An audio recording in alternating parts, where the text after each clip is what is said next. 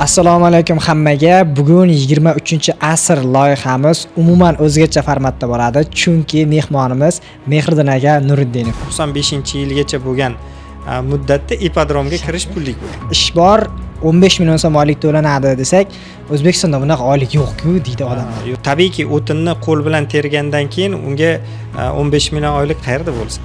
Qanchalik o'zi to'g'ri diplom kerak emasmi? Oliy ma'lumotli bo'lish shart emasmi o'shanda odamga kerak? 10 ming dollar atrofidagi rasxodga yetib keldik hozirgi kecha kunduzga, lekin bundan 4 yil oldin bu biznesga bitta ruchkani pulini tikmaganman. Mana 1 yil davomida deyarli bir 300 ta talaba biz orqali chet elda o'qish baxtiga erishyapti-da shu orqali.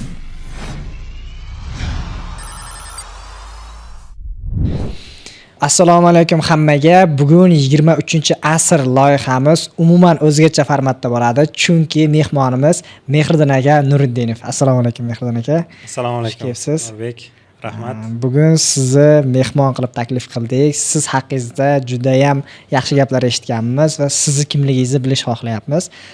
Mehriddin Nuriddinov o'zi kim? O'zingiz haqingizda qisqacha tanishtirib o'tsangiz.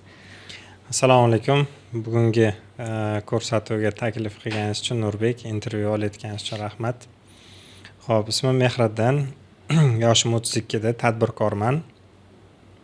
Meni tadbirkorlik faoliyatimga kirib kelishim misal boshqacharoq bo'lgan. Ya'ni ko'p oilalarni ko'radigan bo'lsak, tadbirkorlar oilasidan chiqib turib, farzandi ko'proq tadbirkorlik bilan shug'ullanib keladi, to'g'rimi? Bizda esa umuman ota-bobolarimiz hammasi davlat ishida ishlab, davlat ishi orqali o'zini ro'zg'orini tebratib, shunaqa qilib avlodlar almashinib kelgan. Men esa yaqinda salkam bir 4 yil bo'ldi tadbirkorlik sohasiga kirib kelganimga. Ungacha o'zim asli kasbim o'qituvchi, tarixchiman. Tarix fani sohasida universitetda hozirgi kunda ham dars berib kelaman, ham davlat sektorida, ham tadbirkorlikda. Qozon qaynayapti deydi-ku. Xo'p, endi o'zim haqimda yana batafsilroq gapiradigan bo'lsam, shu o'zi asli Navoiy viloyatidan, Zarafshon shahrida katta bo'lganmiz. 15 yoshimdan beri Toshkent shahridaman va mana qariyb 15 yil bo'ptiki Toshkent shahridamiz. Shu yerda endi faoliyat yuritamiz. Zo'r. Biznesga yaqinda kirganman dedingiz. Undan oldin o'qituvchi bo'lgansiz, ya'ni davlat ishida ishlaysiz, to'g'rimi?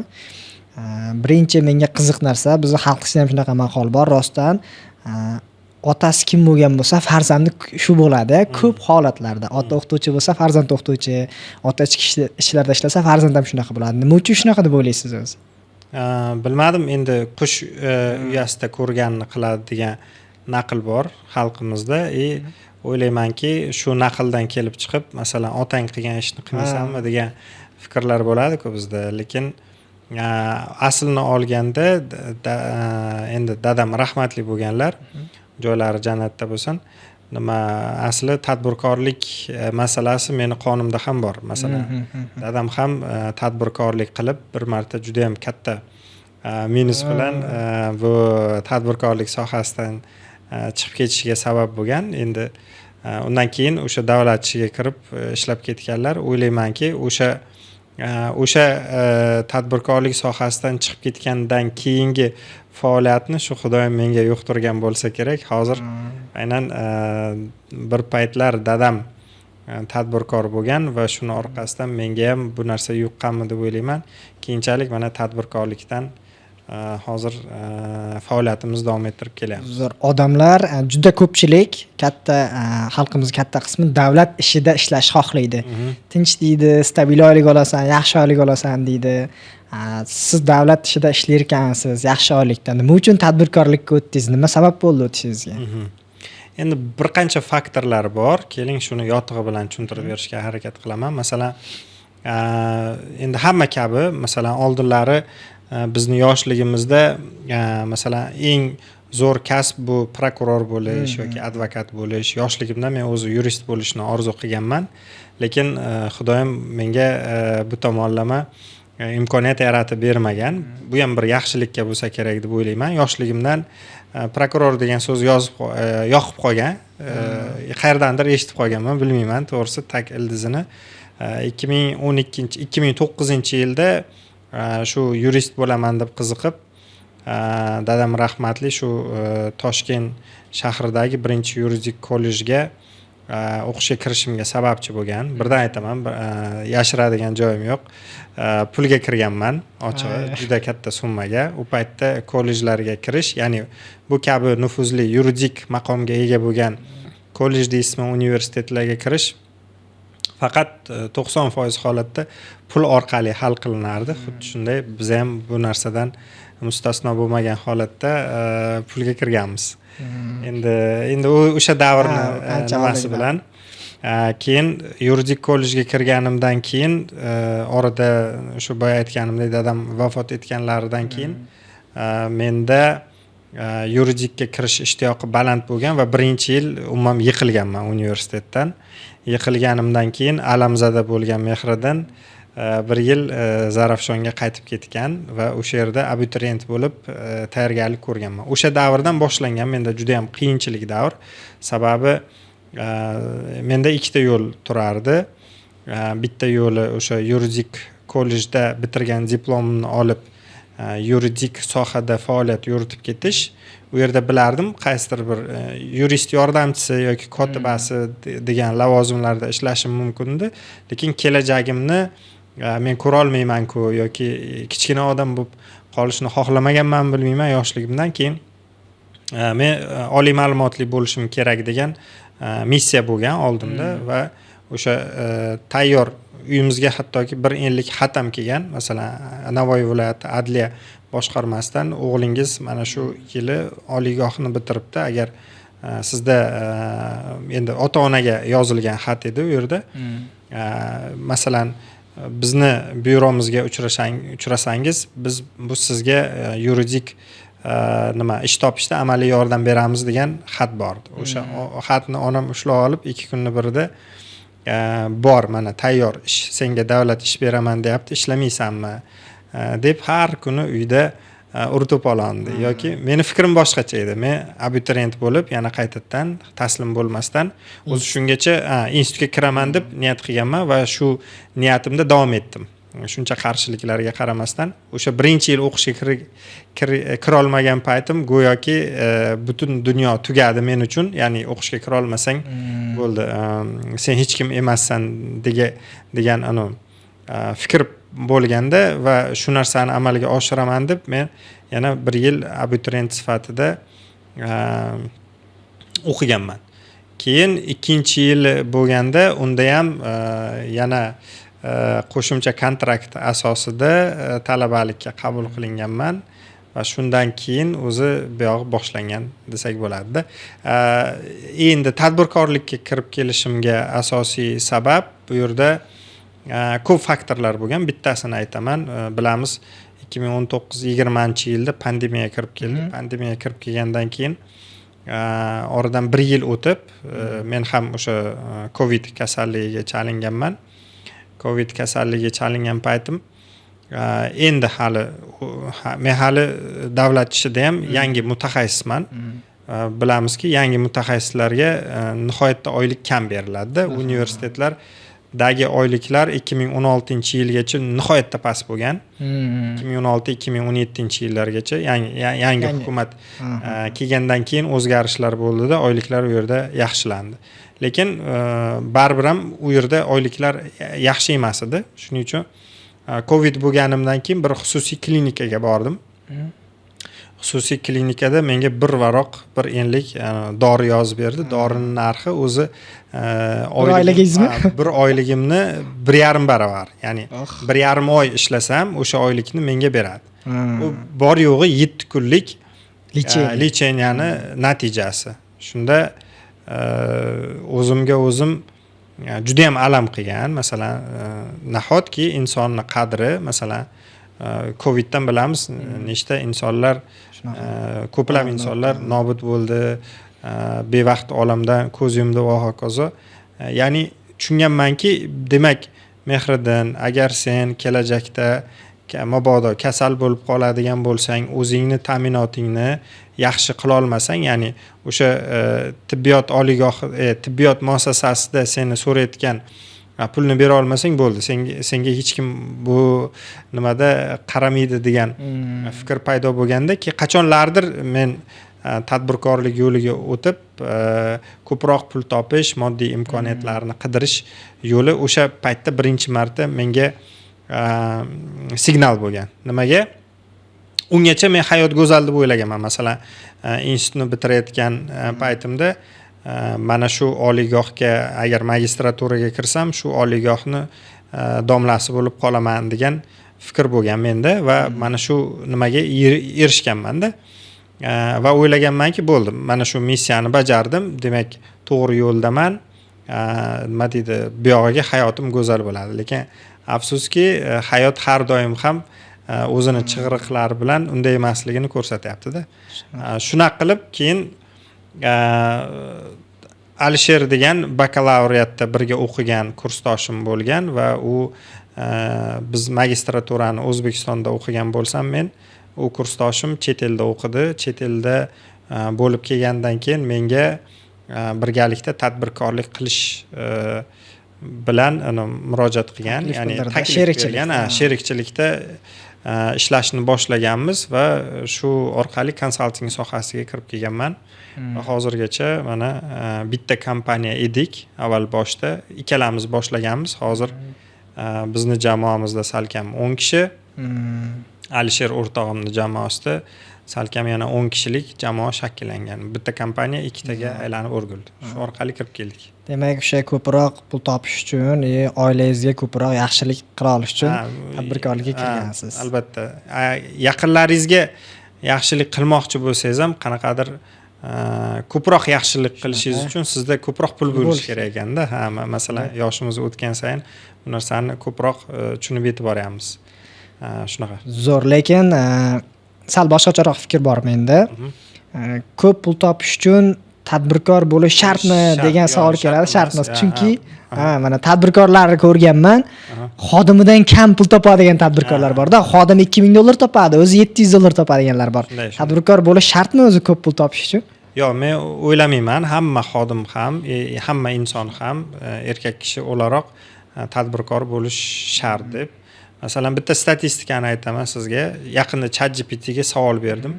Butun dunyoni iqtisodiyoti qanchaga teng summasini ayt desam, menga raqamlarda 103 trillion dollar atrofidagi raqamlarni chiqarib beryapti. Endi xuddi shunga o'laroq butun insoniyatni yoki davlatlarni, umuman insonlarni bir-biridan qarzdorligi 300 trillion dollar ekan. Tasavvur qilyapsizmi? 3 ga 1 nisbatda. Ya'ni tasavvur qiling, sizda 30%. Masalan, deylik, butun dunyoni puli butun dunyoni puli yana 3 barobar ko'paytirsangiz, insonlarni yoki davlatlarni bir-biridan qarzdorligi shuncha bo'lib kelyapti-da. Bu birinchidan to'g'ri ma'lumotni beryapti bizga. Ya'ni to'g'ri statistika shundaki, masalan, ko'p holatda insonlar mehnat qiladi, lekin alal oqibat qarz bo'lib qoladi, to'g'rimi? Shunaqa.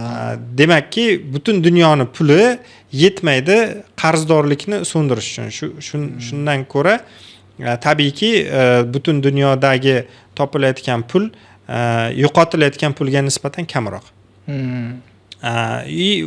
Bu bilan aytmoqchimanki, hamma inson ham tadbirkor bo'lishi yoki riskka qo'yishi shart emas o'zini.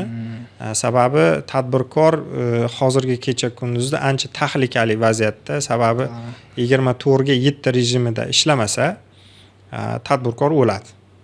Ochiq gapda hozirgi kecha kunduzda shunaqa, chunki bozor shiddat bilan o'zgaryapti. Bozorda noaniqliklar juda ham katta. Oldin masalan keling, bir 90-yillardagi endi mustaqillikka qadam qo'yayotgan paytimizdagi bozorlarni olib qarasangiz, kechagacha 2000-yillargacha rastalarga shunday mollaringizni yoysangiz, klient keladi, mijoz kelyapti, bo'ldi, talato'p bo'lib ketib olib ketadi. Va undan keyin hattoki mana shunaqa ma'lumotlar bor. O'zimizni mana Toshkent shahridagi ipodrom kabi bozorlarga kirish pullik bo'lgan. O'sha paytlarimi? O'sha paytlari mana 90-95-yilgacha bo'lgan muddatda ipodromga kirish pullik bo'lgan. Hozir ipodromga odam borgisi kelmaydi. To'g'rimi? Ko'ryapsizmi qanchalik bozor tendensiyasi rivojlanyapti-da. Shunga ko'ra o'ylaymanki, hamma inson ham tadbirkor bo'lishi shart emas. Top mutaxassis bo'lib ham yaxshi oylik, yaxshi daromad qilsa bo'ladi. Endi meni yo'lim shunaqa, shuning uchun shu nimalar bilan bo'lishaman. Xo'p, top kadrlar yaxshi pul topishini siz bilasiz, tadbirkorlar biladi, lekin meni nazarimda ko'pchilik bilmayapti. Biz rekruterimiz xodimlar bilan ishlaganimiz hisobiga ko'pchilik videolarimga komment keladi-da, mana ish bor, 15 million so'm oylik to'lanadi desak, O'zbekistonda bunaqa oylik yo'q-ku deydi odamlar. Ko'pchilik miyasida O'zbekistonda 15 million so'm oylik yo'q deb o'ylaydi. Rostdan 15 million oylik yo'qmi O'zbekistonda? Yo'q, albatta bor. Izlaganga juda ham keng bu dunyo. Masalan, bitta ma'lumotni aytaman. Xudoyim bizga shunchalik ko'p ne'mat berganki, uni faqat terib olsak bas-da. Tera bilsak yetarli. Masalan, nima deydi? O'rmonga chiqadigan bo'lsangiz, o'tin olmoqchi bo'lsangiz, uni borib qo'l bilan maydalab, shoxlarini sindirib terib kelishingiz mumkin yoki borib turib zamonaviy mana hozirgi kecha kunduzda bir yarim soat ichida misol uchun 10 ta daraxtni arralab sizga mayda bo'laklarga bo'lib beradigan apparatlar bor, to'g'rimi? Undan foydalanishingiz mumkin. Inson bu yerda ikkiga bo'linadi. Kimdir qo'li orqali o'tin topadi, o'tin terib kela oladi, kimdir o'sha texnikani qo'llagan holatda-da. Tabiiyki o'tinni qo'l bilan tergandan keyin unga 15 million oylik qayerda bo'lsin masalanda. Va o'tinni faqat qo'lda terishni biladigan inson, ya'ni xodim o'laroq aytyapman. U xodim shunaqa toifadagi inson bo'lsa, u tabiiyki 15 million oylikni hattoki ko'ra olmaydi. Ya'ni borligiga ishonmaydi ham. Masalan, o'sha o'tinni deylik, o'sha zamonaviy apparatda qirqib olib kelayotgan, ya'ni o'tin sifatida foydalanayotgan inson biladiki, bundan ham ko'ra ko'proq qiymat borligini. Masalan, Xudoyim bizga shunaqa ne'mat yaratib qo'yibdiki, xohla mana qo'ling bilan terib ol, xohla buni zamonaviy texnikalar bilan foydalanda, xohlaganingcha butun dunyodan o'rib olaver. Faqat inson o'zini hayoti davomida o'zi tanlaydi. Bu yerda faqat fikrlashga bog'liq deb o'ylayman. Agar fikrlashni, o'z ustida ishlashni davom ettirsa, inson bu 15 million tugul boshqa oyliklarni ham olib ishlashi mumkin. Meni atrofimdagi muhit shunaqangi bo'lgan, ko'p tanishlarimda ko'rganman. Institutga kirish, hozir Instagramda trenddagi diplom bo'lish shart emas, oliy ma'lumotli bo'lish shart emas degan trendlar bor. Qanchalik o'zi to'g'ri, diplom kerak emasmi, oliy ma'lumotli bo'lish shart emasmi o'shanda odamga kerak? Bu fikrga umuman qo'shilmayman. Inson qanday vaziyatda bo'lishidan qat'iy nazar o'ylaymanki, umrining oxirigacha ilm izlanish kerak. Ya'ni o'zini miyasiga yangiliklarni doimiy ravishda qabul qilib borish kerak, Nurbek.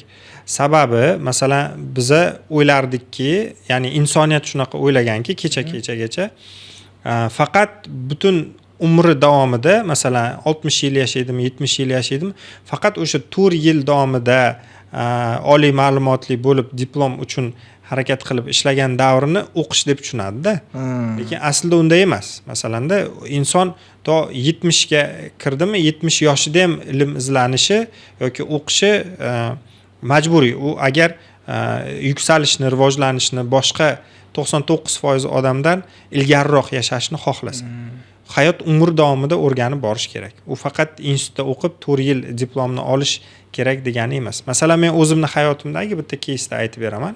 Masalan, nima uchun diplomli bo'lish muhim yoki nima deydi, universitetda o'qish muhim. Bu biznesga tasavvur qiling, ruchkani pulini tikmaganman. Ya'ni bugun kompaniyamizda 10 ga yaqin xodimlar faoliyat yuritadi. Bir oylik rasxodimizni o'zi $10,000 atrofida. To'g'risi, ochiq gapirishni yaxshi ko'raman. $10,000 atrofidagi rasxodga yetib keldik hozirgi kecha kunduzga, lekin bundan 4 yil oldin bu biznesga bitta ruchkani pulini tikmaganman, to'g'risi. Nima vaziyat bo'lgan? Bakalavrda o'qigan bir paytlari birga kursdosh bo'lgan do'stim birgalikda biznes qilishni taklif qilgan va uni nazdida men aytganman o'sha paytda baraka topkur shuncha mana g'oyalaringiz bor fikrlaringiz bor o'zingiz amalga oshiring masalan men bilan nima qilasiz bu narsani 50-50 bo'lishib deganmanda yo'q bu juda katta soha juda katta biznes men sizda bu salohiyatni ko'ra bilaman shuning uchun sizga bu taklifni beryapman agar ikkalamiz bitta joyga mush uradigan bo'lsak katta natijalarga erishishimiz mumkin. Masalan, agar men o'qimagan bo'lganimda u bunaqa taklif hayotimda ham bo'lmagan bo'lardi balki. Hozirgi mana bu podkastda siz bilan bunaqa gaplashib o'tirmagan ham bo'lardik. To'g'ri. Chunki tez yurmoqchi bo'lsang bir o'zing yur, uzoqqa bormoqchi bo'lsang jamoaviy yur degan. Xuddi shunday va o'sha natijalar mana hozir nimasini ko'rsatyapti, o'zini ijobiy jihatlarini ko'rsatyapti. Mana 1 yil davomida deyarli bir 300 ta talaba biz orqali chet elda o'qish baxtiga erishyapti-da shu orqali. Bu juda katta natija. Masalan, bir paytlar bundan 4 yil 5 yil oldin oddiygina bitta universitetda o'qituvchi bo'lib yurgan inson uchun bu juda katta raqam, juda katta ishonch va juda katta natija deb o'ylayman. Mehriddin aka, menda bir dolzarb savol bor. Ko'pchilik yigitlarimizda shunaqangiki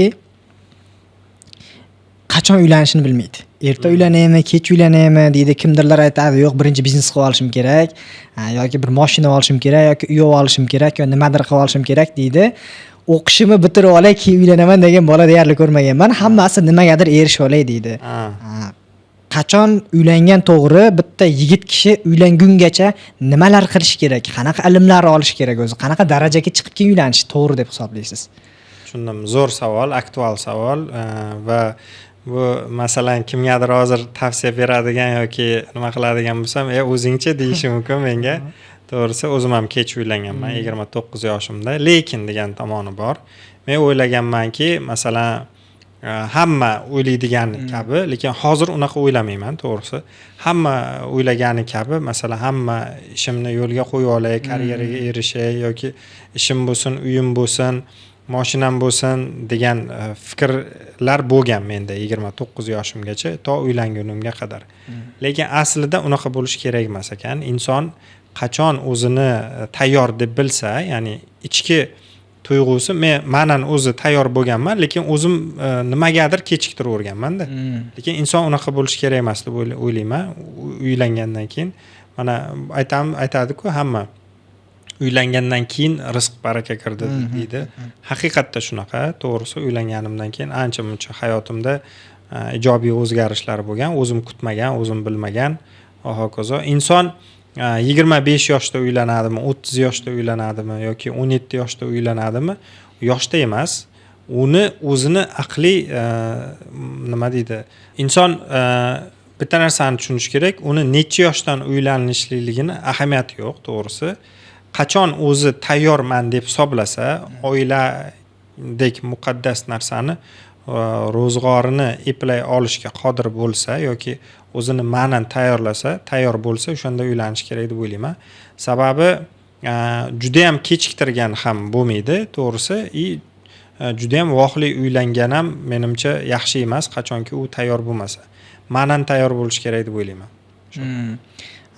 Meni ko'p tanishlarim bor, ko'pchilik tanishlarimda shunaqangiki, biznes qilish oson deb o'ylaydi va trendga chiqqan strategiya bor-da. Biz tomonda ko'p bizning viloyatda tanishlarimchida shunaqangi narsa bor. O'qishga bir marta topshirishga urinib ko'radi yoki urinib ko'rmaydi. Miyada reja tayyor, o'qishga kira olmasam Rossiyaga ketaman. Rossiyaga boraman, ishlayman, nimadir qilaman, pul yig'ib kelamandan keyin kelib nimadir biznes qilaman. Hali nima biznes qilishni o'zi bilmaydi, lekin nimadir biznes qilaman deydi. Biznes qilish qanchalik oson o'zi? Xo'p, biznes qilish nihoyatda qiyin. Bitta misol orqali tushuntiraman. Tasavvur qiling, mana siz davlat ishida ishlaydigan xodim o'laroq yoki mutaxassissiz. Sizni nari borsa bitta yoki ikkita siz ularni oldida hisobdor bo'lasiz-da, bir kishi yoki ikki kishini oldida, yoki boshlig'ingiz yoki direktoringiz javobgarsiz, atchop dersiz. Javobgarsiz bir kishini oldida. Siz biznes egasi o'laroq nechta xodimingiz bo'lsa, o'shancha insonga javobgarsiz. qo'shimchasiga buxgalter agar xato qilib qo'ysa unga javobgarsiz, soliqqa javobgarsiz, davlat oldida javobgarligingiz bor. Umuman shaxsiy reputatsiyangizga putur yetkazish yoki yetkazmaslik nuqtai nazaridan unga ham javobgarsiz. Ya'ni biznes qilish shunchalik darajada hozir murakkab va qiyin bir jarayon bo'lib ketyaptiki, masalan, kamida bir 500 ta faktorni inobatga olib siz ishlashingiz kerak kun davomida. Farqi yo'q, ertami, kechmi, uni ahamiyati yo'q. Xodim bo'lsangiz, masalan, yaxshi mutaxassis bo'lsangiz va yaxshi oylik topishni bilsangiz, faqat nari borsa ertalab soat belgilangan vaqtingiz bor, o'sha vaqt davomida ishlaysiz va undan keyin bo'ldi. Siz xohlang oilangiz bilan o'tkazasizmi, xohlang borib uyga uxlaysizmi, uni ahamiyati yo'q. Bu yerda misol uchun mas'uliyat hissingiz bor, sanoqli joylar uchun. Biznes egasida xudo biladi, nechta joyda, nechta insonni oldida javobgarlik hissi bor. Shuning uchun biznes qilish oson emas. Hozirgi kecha kunduzda agar biznes qilaman degan inson shunchaki tavakkaliga biznes boshlab bo'lmaydi. Ya'ni uni ilmini, bilimini o'rganish kerak, undan keyin biznesga qadam qo'yish kerak deb o'ylayman. Agar o'qimasdan turib yoki biznes tavakkaliga boshlab qiladigan bo'lsa, 99% holatda nima deydi? Shunchaki umrini ketkazib qo'ygan bo'ladi. Pul yo'qotishlari evaziga. Zo'r. Bizda shunaqangi holat, taxminiy qilib raqam aytaman, deylik O'zbekistondagi universitetlarga kvotalar soni 300 mingta deylik, lekin abituriyentlarimiz 1 millionta. 300 mingtasi qabul qilindi, 700 mingtasi qabul qilinmadi. Endi bu o'qishga kira olmadi degani uni hayoti tugadi degani emas, to'g'rimi? Chunki ko'pchilikning miyasida faqat O'zbekistondagi universitetda o'qish kerak deydi. Ayrimlar bilaman, super kontrakt bo'lsa ham mayli, kontrakt bo'lsa ham mayli, o'qisam bo'ldi, ma'lumotim oliy bo'lsin deydi, puli bor. Nimaga faqat O'zbekistonda o'qish xohlaydi, lekin chet elda o'qisa bo'ladi-ku, o'zi chetda o'qigan yaxshimi, O'zbekistonda o'qigan yaxshimi? Qaysi yaxshiroq? Zo'r. Qarang, bitta mana har bir insonni o'ziga yarasha dunyoga nisbatan qarichi bor va shu qarichdan kelib chiqib nima qiladi? Fikrlaydi insonda. Masalan, bir baliqni oladigan bo'lsak, agar u ko'lda yashaydigan bo'lsa, butun dunyo faqat mana shu ko'ldan iborat degan kichkina deb o'ylaydi. Fikrga kelishi mumkin-da. Masalan, bu baliqni misolida insonni men tasavvurini tushuntirib bermoqchiman sizga. U butun okeanda yashasa, butun dunyo cheksiz deb ko'rinishi mumkin. Xuddi shunday bizni hozirgi kundagi bitirib kelayotgan, maktabni bitirib kelayotgan yosh avlodimizda fikrda shunaqa, O'zbekistondan boshqa joyda o'qish menga mumkin emas yoki taqiqlangan, ota-onamdan so'rasam ruxsat baribir bermaydi degan tor doiradagi qarash bo'lishi mumkin. Yoki shu kabi toifa insonlar borki, o'zi aslida mas'uliyatni o'z bo'yniga olishni xohlamaydi-da. Ya'ni chetga chiqish, qo'rqishi mumkin. Yangi bir muhitga tushish, yangi bir insonlar davrasida bo'lib ko'rish unga juda ham ruschasiga aytganda katastrofa-da, ya'ni fojia. Masalanda, u narsani mas'uliyatni o'z bo'yniga olgisi kelmaydi. Agar shaxsan meni fikrimni so'raydigan bo'lsangiz, albatta chet elda o'qigan 100 karra afzal deb o'ylayman. Sababi til bilmayman deb o'ylaydi-da, qo'rqadi til. Misol, Xitoyga ketmoqchi, Koreyaga ketmoqchi, til bilmayman, qanday o'qiyman deydi. Insonda shunaqa xususiyat bor. Agar inson hayoti davomida problem solving skills deyiladi, ya'ni inson agar muammolarni joyida yecha oluvchi inson pozitsiyasiga o'ta olsa hayoti davomida, u butun dengizda nima deydi, o'zini qo'li bilan suzib aylanish bo'lmaydimi, u muammoni yecha oladi. Tushuntira oldimmi? Ya'ni problem solving skills degani, ya'ni siz inson hayotda muvaffaqiyatli bo'lmoqchimi yoki o'zini atrofidagi 99% insondan yaxshiroq yashamoqchimi? O'sha muammolarni yecha biluvchi inson bo'lish kerak. Masalan, xo'p, til bilmaydi, demak, o'ziga missiya qo'ysa, til bilmaslik bu muammo deb qaraydi va bu muammoni yechish uchun nima qilish kerak? 3 oy til kursiga borish kerak yoki 6 oy yoki chet elda 6 oy yashab ko'rish kerak. O'sha inson yoki yosh avlod shu narsani oldiga missiya qilib qo'yadigan bo'lsa va bu muammoni yechsa bo'ldi, uni orqasidan yaxshi hayot, yaxshi natijaga erishishi mumkin. O'zi yigit kishi uchun chet elga chiqib kelish, chet elni ko'rish qanchalik muhim deb o'ylaysiz? Chet elga chiqish nimaga muhim emas? Muhim. Mana o'zingiz ham masalan chet elda bo'lganman deb bir nechta suhbatlarda aytgansiz. Masalan, bilaman aniq miyangizda qanaqadir portlashlar bo'lganda, ya'ni to'g'ri, men chet elda o'qimaganman, lekin chet ellarda bo'lganman. Masalan, chet elga chiqqan inson bilan chet elda chiqmagan insonni farqi yer bilan osmoncha deb o'ylayman. Masalan, agar bitta davlatni siz ko'rib keladigan bo'lsangiz, shunaqa internetda ham fikrlar bor. Bir inson agar chet elga chiqsa, qo'lida bir 8 ta kitobni tugatganday bo'ladi. Ya'ni butun bir hayoti davomida inson agar kitob o'qimasligi mumkindir. Hozir bizda anchayin og'riqli masalada bu narsa. Lekin siz bittagina chet elga borib kelish orqali 8 ta kitobni o'qiganga teng ilmni, bilimni olyapsizmi? Demak, o'ylayveringki, chet elda yashab yoki o'qib kelgan inson O'zbekistonda mana shu qobiqda boyaga kichkina bir ko'lmakchada yashayotgan insondan yer bilan osmoncha farq qiladi. Bu faqat uni masalan O'zbekistonda yashab turib ham, umuman chet elga chiqmasdan turib ham inson o'ylashi mumkin, agar u ko'p pul topayotgan bo'lsa, hozir o'zini muvaffaqiyatliman deb. Yo'q, lekin aslida butun dunyo faqat O'zbekistondan iborat makon emasda. Hozir masalan menga qarshi bir heytlar ham bo'lishi mumkin. Masalan, men chet elga chiqmasdan ham ko'proq pul topayapman.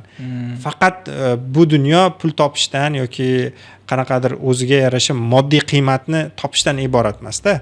Masalan, butun topgan pulni faqat chet elga, ya'ni sayohatga, umuman insonlarni yashash tarzi bilan qiziqib, ularni holatini o'rganib, nima deydi, butun topgan xarajatlarini, topgan imkoniyatlarini shunga xarajat qilayotgan insonlar ham yo'q emas. Masalan, u bir necha barobar baxtli inson deb o'ylayman. Bu yerda faqat O'zbekistonda, faqat shu yerda qolib imkoniyati bo'lsa-da chet elga chiqmasdan yashab kelayotgan insonlardan.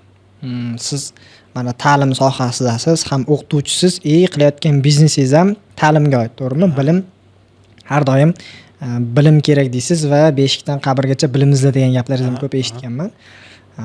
Kecha bitta savol kelib qoldi, zo'r savol. Biz har doim tadbirkorlarga xodim yetkazib beramiz, ish bor deb chiqamiz. Bir kishi savol beribdi. Toshkentda shuncha ish bor ekan, nima uchun unda mardikor bozor to'la ayollar, mardikor bozor to'la odamlar degan savol berdi. Nima deb o'ylaysiz? Nima uchun shunaqa va buning tagi ilmsizlikdanmi? Juda og'riqli savollar beryapsiz, qoyil. Xo'p, bu savolga endi o'zimni nuqtai nazarimdan javob berishga harakat qilaman. Hayotda insonlarni, har bir insonni o'zini dunyosi borda. U dunyoda misol uchun kimdir, hammamiz to'g'ri bu hayotga kelib rizq topishga harakat qilamiz. Alloh rizqimizni hammaga har xil qilib yaratgan. Masalan, o'ylaysizki, bu dunyoda faqat inson tug'ilibdiki, boy bo'lib yashash kerakmi? Yo'q, unaqa emas. Yoki kambag'al bo'lib yashash kerak, unaqa emas. Har bir inson o'zini hayotini o'zi quradi va buni tag zamirida baribir ilmsizlik yotadi deb o'ylayman-da. Nega? To'g'ri, Xudoyim bitib qo'yibdi har bir insonni qanday umr kechirishini.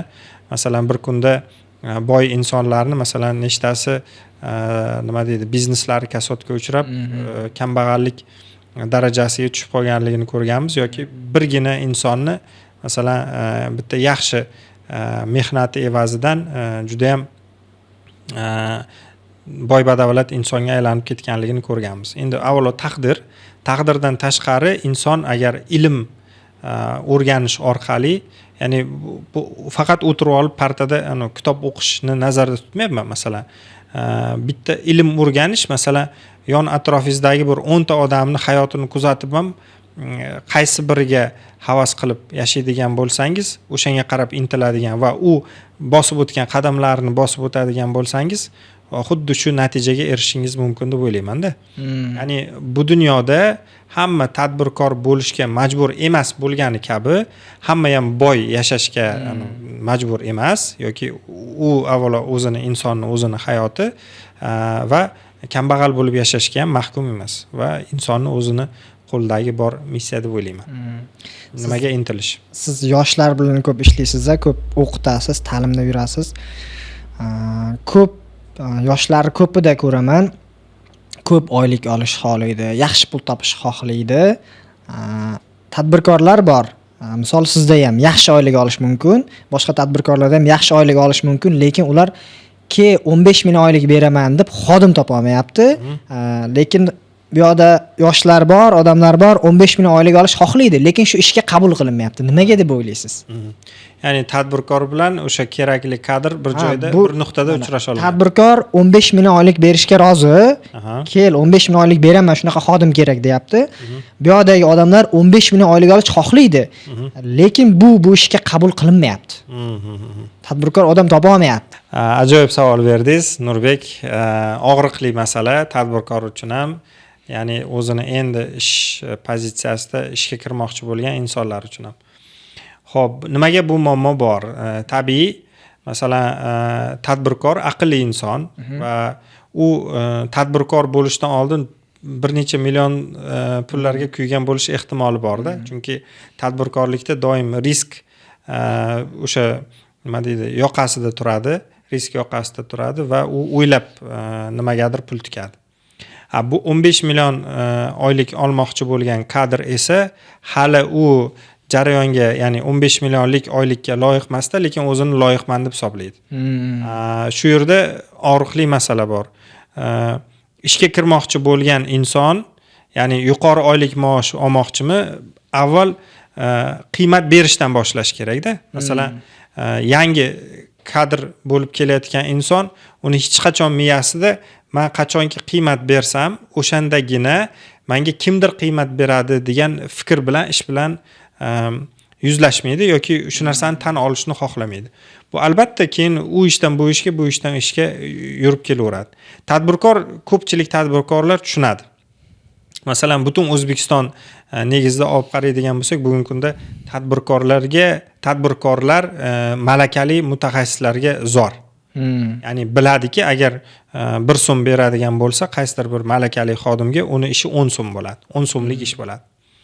Lekin shu yerda mutaxassis tushunish kerakki, yangi ishga kirmoqchi bo'lgan oldin inson bu kompaniyaga qiymat berish kerak va qiymat bergandan keyin kompaniyani o'zi bu top kadr bo'lib yetishib chiqqandan keyin bu xodimni ishdan ketkizib yuborishni yoki shunchaki sen bo'lmasang boshqasi degan zaylda ish tutishni hech qachon xohlamaydi.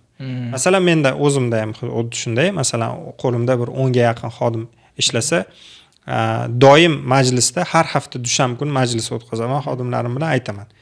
Sen kompaniyaga qiymat berishni boshlagan kuning, kompaniya senga 2 karra qiymat berishni boshlaydi. Hayotda oldin ber, keyin ol qoidasi asosida ish tutsak, menimcha hammaga manfaatli va foydali bo'ladi. Bizda boshqacharoqda. Bizda ko'pchilikda holat shunaqa, 15 ming oylik kerak. Kelsa siz 15 ming oylik sirazi bersangiz. Yo'q, unaqa bo'lmaydi. To'g'ri tushunishni xohlardim.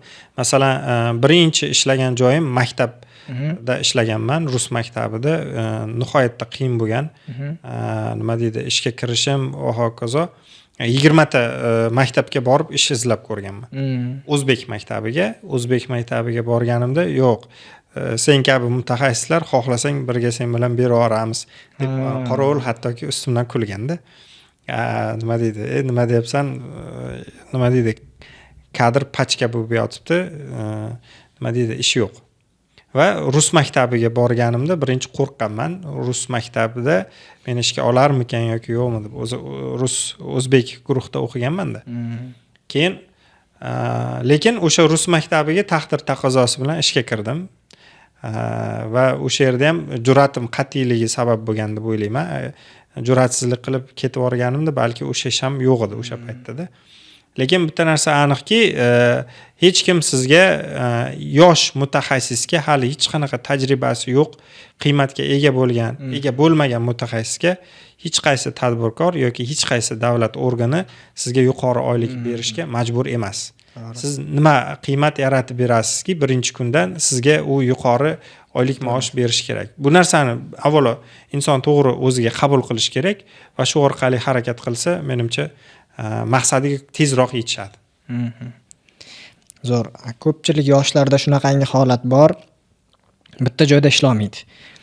Bir qarasangiz ofitsiantlik qilib yurgan bo'ladi, bir qarasangiz ofisda ishlab yurgan bo'ladi, 2 oydan keyin bir ishlab chiqarishsa, 2 oydan keyin taksichilik qilib yurgan bo'ladi, har xil joyda ishlab yuraveradi. Nima qilsa ko'proq pul topadigan darajaga chiqadi o'sha odamlar. Vaholanki har doim ishini almashtirayotgan odam yaxshi pul topa olmayotganligi uchun almashtirayotgan bo'ladi odatda. Xo'p, bu yerda bitta case orqali tushuntirib berishga harakat qilaman. Yaqinda o'qib qoldim bu narsani. Yaponlarda ikigai degan tushuncha borda. Ikigai bu o'zini yaxshi ko'radigan sohasini topib va o'shanga mehr berib ishlash. Ya'ni bunda siz o'zingizni ikigaingizni topishingiz uchun 3 ta ish qilishingiz kerak. Birinchidan nima xohlayotganingizni o'zingiz bilishingiz kerak. Ya'ni qaysi ishda ko'proq ishlasangiz, siz mazza qilasiz, zavq olasiz. Mana shu narsani siz agar o'zingizda topa oladigan bo'lsangiz, javob berib aytaman, yaqin fursat ichida sizni oyligingiz ham, yashash tarzingiz ham kamida 2-3x ga o'sadi. Buni topish uchun bir nechta joyda ishlab chiqish shartmi? Ishlab chiqish shart emas. Masalan, deylik, menga ko'proq hozirgi kecha kunduzda kimgadir ilm ulashish yoki shu biznesga oidmi yoki ta'lim sohasiga oidmi maslahat berish yoqadi. Yoki siz bilan kechqurun qanaqadir bir kafeda o'tirib, masalan, biznes haqida fikr almashgim yoki o'zimni insightlarimni bergim keladi. To'g'rimi? Yoki YouTube'da misol uchun farqi yo'q. Biznesga oidmi yoki ustachilikka oidmi yoki hunarmandchilikka oidmi bo'lgan videolarni tez-tez ko'rib turaman va shu narsani ko'rsam ko'proq vaqtim qanday o'tganligini sezmay qolaman, to'g'rimi? Bu narsa nima degani? Bu inson o'ziga tushunishi kerakki, bu signal o'ziga. Demak, sen agar ko'proq shu sohaga vaqtingni sarflasang, vaqting qanday o'tayotganligini bilmaysan va bundan zavqlanishni boshlaysan. Zavqlanganingdan keyin sen bu ishni yaxshi ko'rib qilasan va shu sohani tezroq mutaxassisga aylanishing ehtimoli yuqori.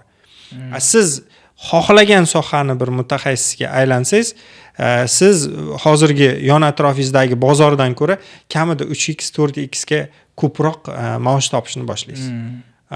Bu 3 tagina yo'li bor mana ikigayni topishni. Masalan, o'zi xohlagan ishni boshlash va uni doimiy ravishda takrorlab tez qilish va shu sohani tezroq mutaxassisga aylanish. Mana shu ko'rsatkichlar bo'lsa, inson tezroq o'sha boyagi yuqorida siz aytganday 15 millionlik oylikka tezroq chiqa oladi. Menda sal boshqacharoq case bo'lgan. Bizda ko'pchilikda shunaqangi holat bo'ladi. Men o'zim ko'rganim 2 oy ishlab almashayotgan odamlarda ko'pincha ko'proq pul topish va tezroq pul topishga harakat qiladi. Menda ham bor bunaqa caselar. Gap shu yerdadir. Tezroq pul topishga harakat qilib, faqat buguni havoga uchib qolayotgandir balkim. To'g'risi, mana 4 yillik faoliyatim, biznesdagi faoliyatim davomida har 2 oyda ishini o'zgartirgan insonni nima deydi, 3-4-oyga borib 10 million, 15 million, 20 million oylik, ya'ni o'zi xohlagan oylikni topa olganligini ko'rmadim. Masalan, bizda bitta xodim keldi, 1 oy ishladida ketaman dedi. Masalan, har oyning oxirida har bir xodim bilan individual gaplashaman men. O'shanda aytayaptiki, "Yo, menga birinchi oy kam bo'ldi, shuning uchun ketishga qaror qildim." Oradan 2 haftacha o'tar o'tmas men endi o'sha xodimdan qiziqib so'radim. Ya'ni uni aytishi bo'yicha, ya'ni oylik kamligi uchun, ya'ni birinchi oyga vaholanki har qanday korxonada kam oylik chiqishi, sinov muddati uchun kam oylik chiqishi tabiiy va u mehmonxonaga ishga kirgan. Undan keyin ertasi kuni yoki 2 kun ichida borib joylashgan o'sha mehmonxonaga administrator sifatida. oradan 2 hafta vaqt chamasi o'tganda shu yonimizda mana ovqatlanish shoxobchasi bor. Shunday kirsam o'sha yerda o'sha qiz kassada o'tirib ishlayapti. Meni ko'rgandan uyalib ketdi, to'g'risi. Va bu yaqin 2 oy ichida bu 3-chi sohani joyini almashtiryapti. Va undan keyin o'zi ovqatlanish shoxobchasi bo'lgani uchun tez-tez ishimga yaqin bo'lgani uchun tez-tez shu yerdan turib ovqatlanaman. 3-kun oradan 3 kun o'tganimdan keyin borsam u qiz yo'q. Yana u ishdan bo'shab ketgan. Bilmadim, u yana o'zini xohishidagi ishni topishi uchun necha marotaba sarson bo'lishi kerak. Bu yerda u faqatgina o'zini o'ylashi ham noto'g'ri. Masalan, bu yerda kompaniya bitta xodimni olgungacha nima deydi, qancha jarayonlarni bosib o'tadi-da. Ya'ni o'zi qanaqadir natijaga erishmayapti-da, boshqalarga ham erishish uchun to'sqinlik qilyapti. Tasavvur qiling, biz bitta xodimni olamiz, har u va'da bersa-da bizga ko'proq ishlaymiz, qiymat yaratamiz deb, deb ketib qolaversa, bu yerda kompaniya ham aziyat chekadi. Bu tomonni ham hisobga olish kerak-da. Lekin men to'g'risi bilmadim. Juda ham kamdan kam umuman ko'rmaganman. Nima deydi, u shoxdan bu shoxga sakrab yurgan insonlarni qanaqadir bir qiymatga erishganligini. Menda shunaqangi holat bo'lgan. Bitta sohamni o'rganib, mutaxassis bo'lishim uchun bitta joyga borganman va 1 yillik kelishuv bo'lgan. 1 yil 1 so'm pul to'lamayman deyishgan menga, faqat senga o'rgataman. Sen menga pul to'lamaysan, men senga pul to'lamayman. Faqat yurasan, ish o'rganasan degan. Men rozi bo'lganman. Kirganman. 1 yil 1 so'm pul olmaganman, faqat ish o'rganganman. Qoyil. Faqat ish o'rganib, yurib. Natijasi qanaqa bo'ldi? Hozirgi natija. Ya'ni o'sha o'tgan davringizdan mamnunsiz, to'g'rimi? Eng zo'r umrim davomida biz baribir qanaqadir qarorlar qabul qilamiz, eng qilgan to'g'ri qarorim shu qarorim bo'lgan deb o'ylayman. O'sha joyda ish yo'qmagan, o'zim diskomfort his qilganman, lekin bo'ldi, o'zim kirdim-ku deb 1 yil davomida shu yerda faqat ish o'rganganman, faqat yurganman-da. Mehriddin aka, zo'r suhbatimiz, zo'r ketyapti. Xabarim bor, ko'p o'qiysiz, ko'p bilim olasiz. Mana ustoz Alisher Isayevda o'qigansiz, yana boshqa bir qancha treninglarda o'qiysiz. Bizni kuzatib turgan tadbirkorlar ham bo'lishi mumkin. O'zi biznes egasiga o'qish qanchalik muhim? O'qish kerakmi? Endi yoki shart emasmi? Bitta o'rgangan bilimi bilan dalshi biznesni davom ettiravergan yaxshimi? Bundan bir 10 yil oldin agar shu savolni bergan bo'lganingizda balki boshqacha javob bergan bo'lardim. Hozirgi kecha kunduzda tadbirkor o'sha hattoki o'qituvchilardan ham ko'ra o'zini sohasida ko'proq o'qish kerak deb o'ylayman. Ya'ni tadbirkorlik bu faqatgina o'zini faqat ro'zg'orini tebratish emas, balki butun bir yon atrofidagi komandasini ham ro'zg'orini o'ylaydigan bir inson o'laroq tasavvur qilaman-da. Sababi chunki tadbirkorga juda ham ko'p narsa bog'liq. Masalan, jamiyatning rivojlanishi ham, o'sha o'zini unga ishonib kelgan insonlarning orqasida shu orqali rizqli bo'lishi ham u insonlarning juda ham ko'p faktorlarga bog'liq. Agar bugungi kecha kunduzda tadbirkor o'qimasa, o'rganmasa, u tez orada bozordan sinib chiqib ketadi. Va juda dilxiraliklar bilan. Shuni oldini olish uchun o'ylaymanki, tadbirkor o'qib turish kerak va to'g'ri bugungi kunda ko'pchilik aytish mumkin, u juda ham soni ko'p, sifati yo'q degan gaplar ham bor yoki treninglarning bahosi shunchalik qimmatki, nima deydi, hech kim bu summani to'lagisi kelmaydi. Bu kabi savollarga beradigan javobim, agar siz o'qiydigan bo'lsangiz javob beraman. Bir qancha 2x ga o'ldim deganda o'sadi-da tadbirkor. Va to'g'ri o'sha treninglarni, to'g'ri soha mutaxassislaridan dars olishlikni tanlab bilish kerak xolos. Masalan, men aytmayman hamma zo'r, hamma treningga borish kerak, hamma treningda manfaat olish kerak deb. To'g'ri, manfaat olmasligingiz ham mumkin, lekin qaysi biridan manfaat olishingizni, qaysi biridan manfaat olmasligingizni siz analiz qilib bilib borishingiz kerak. Masalan, men o'zimni кейsimda aytaman. Birinchi kun treningga borgan, umrimda umuman birinchi kun treningga borganimda, meni umuman biznesda hech qanaqa qarzim ham yo'q hech kimdan.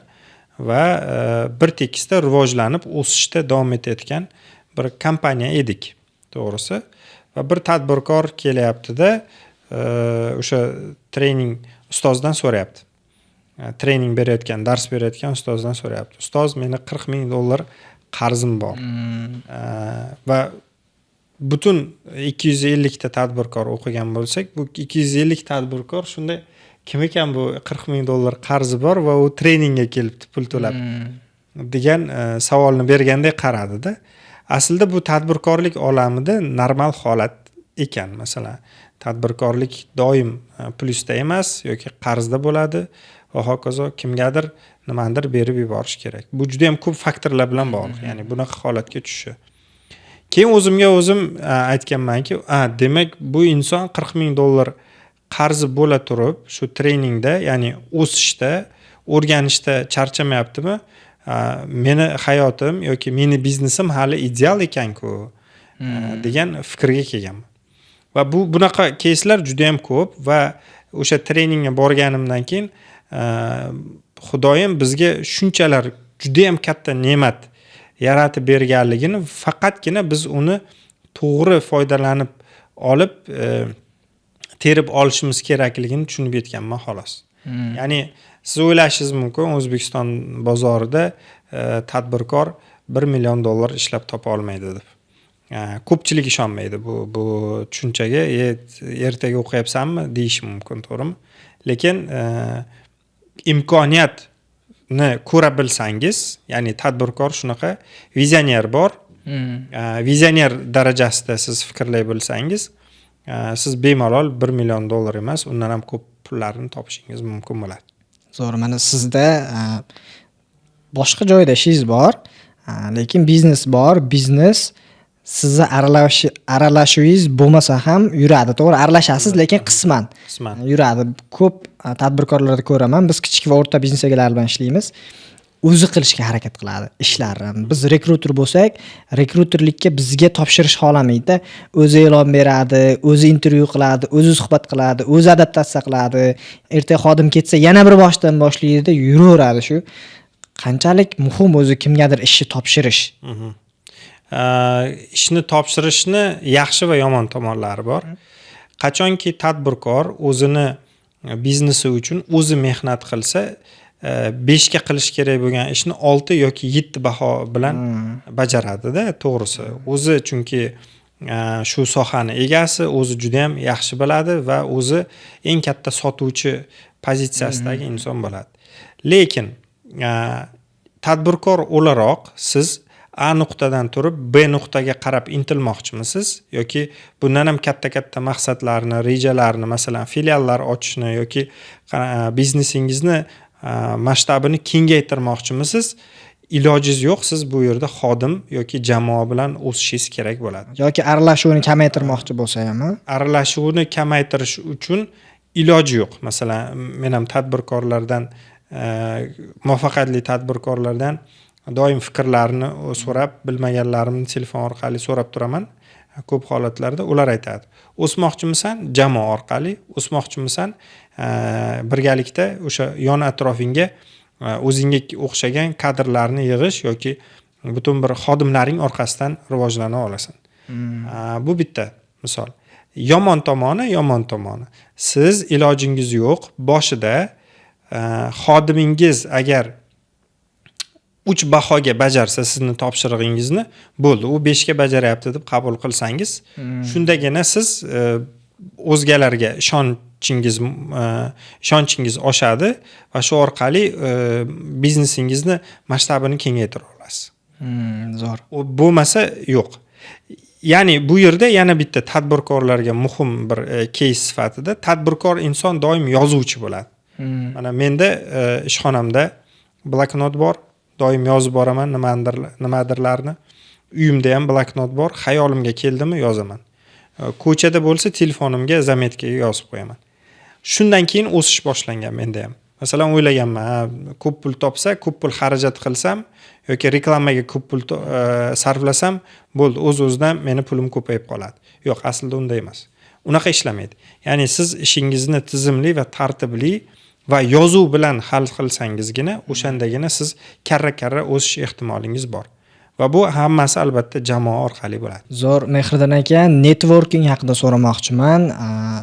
Tadbirkorga ham yoki kuchli top kadriga ham farqi yo'q, hammaga networking kerak deb o'ylayman. Siz qanaqa fikrdasiz va networking orqali qanaqa yutuqlarga erishgansiz? Zo'r. Shu aynan shu savolni so'rasa edi deb ichimda so'rab turgandim. Ochig'i networking juda ham kuchli instrument tadbirkor uchun. Masalan, aynan mana shu biznesga kirib kelishimga ham networking sabab. Ya'ni biznesda sherikchilik asosida boshlaganmiz va bu sherikchilik kengayganki, toraymagan. Networkingda masalan bu konsalting sohasidagi biznesni sherigim bilan, ya'ni kursdoshim bilan boshlaganmiz. Masalan, biz kursda 86 ta talaba o'qiganmiz va umuman kursdoshlarimiz ichida faqat sanoqli insonlargina hayot yo'li davomida tadbirkorlik sohasini egalladi va bu tadbirkorlik sohasida ko'pchilik yakka o'zi harakat qildi. Biz esa 2 kishi harakat qilganmiz. Bu bitta case. Mana biznesni hozirgi kecha kunduzda mana bitta kompaniya 2 ta va kamida 20 kishilik jamoadan iborat bo'lgan 2 ta kompaniyaga asos solindi va yurib kelyapti. Va ehtimolki agar biz o'sha bozor qonuniyatlariga yana statistika bo'yicha endi to'g'risi 5 yilga chidab beradigan bo'lsak, bizni keyingi darajamiz o'zi kamida 50 yillik stabil tura oladigan kompaniyalardan biriga aylanamiz. Xudo xolasa, bu endi rejada bor. Mana bu networkingni kuchi. Yana bir networkingni kuchi mana ko'pchilik bilsa kerak, Instagramda Ozod Shukurulloyev degan va Islom Karimov degan stand-upda chiqadigan bloger nimalar bor, blogerlar bor. Bu blogerlar bilan men yaqindan do'stman. Ya'ni tanish bilishchiligimiz bor oldindan va mana shu biznes boshlangan paytda, konsalting sohasi boshlangan paytda bevosita ularni ofisga chaqirib, nima deydi, diplomatik yo'l bilan nima qilganman. Ya'ni ularni ham bu biznesga jalb qilganman. Bu ham bitta networkingda. To'g'ri. Masalan, ularga har doim har kuni reklama uchun pul tikadigan yoki pul boshlamasdan turib, sen oldin masalan meni reklama qilib ber, shuni orqasidan men foyda ko'raman va shuni foydasini orqasidan senga qanchadir ulushimni beraman degan yuzlagan takliflar tushardi-da o'sha paytni ham. Masalan, bundan bir 4 yil oldingi gap haqida gap ketyapti. Va ularga to'g'ri tushuntirish orqali men shu narsaga erishganman. Masalan, Ozod butun respublika taniydigan darajadagi blogerni men ko'ndira olganman. Nima birgalikda hamkorlikda ishlashga. Va juda ham muvaffaqiyatli bo'lgan va o'ylaymanki yetarli darajada bir-birimizga qiymat bera oldik. Ya'ni blogerni bizni kompaniyaga jalb qilish uchun menda yetarli mablag' yo'q edi hali. Masalan, ya'ni bu taklifni to'g'ri bera olish orqali yoki unga ham qiymatni ko'rsatib bera olish orqali bu yerda kelishuv juda ham muvaffaqiyatli bo'lgan. Bu ham bitta networking.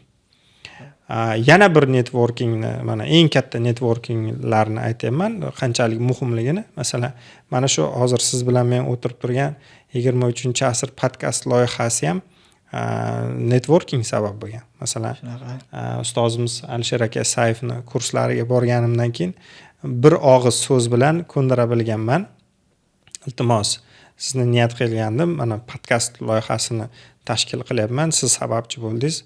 Birinchi mehmonim bo'lib bering deganimda kelib berganlarda. Masalan, bu meni hayotimdagi yana bir pog'onaga ildamlash bo'lgan. Sababi masalan ko'pchilikning nazdida mashhur insonlarni yoki juda ham badavlat insonlarni o'zidan ancha-muncha mavqei hali darajasi pastroq bo'lgan yoki unchalik muvaffaqiyatga erishmagan insonlar agar qo'l cho'zadigan bo'lsa ko'pincha rad javobini oladi degan tushuncha, ya'ni baryer borda.